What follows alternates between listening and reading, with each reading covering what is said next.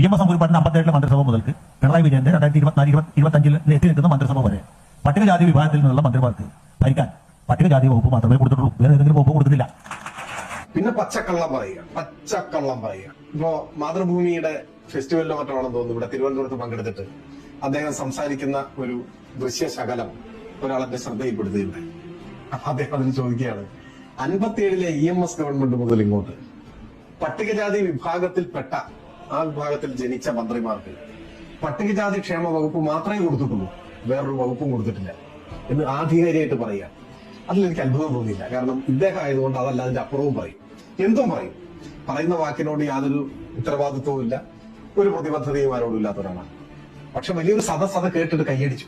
അവരാണ് എന്നെ ഭയപ്പെടുത്തുന്നത്. 57 മുതൽ ഇങ്ങോട്ട് മറ്റ് പട്ടികജാതി ക്ഷേമ വകുപ്പിന് പുറമെ മറ്റു വകുപ്പുകൾ കൈകാര്യം ചെയ്തവരാണ് എല്ലാ LDF-ലെ മന്ത്രിമാരും. ഏറ്റവും ഒടുവിൽ തന്നെ നോക്കിയാൽ രണ്ടാം പിണറായി ഗവൺമെന്റിൽ ദേവസ്വം വകുപ്പിന്റെ മന്ത്രി ആരായിരുന്നു? അതിനു മുൻപ് നോക്കിയാൽ സാംസ്കാരിക മന്ത്രി ആരായിരുന്നു?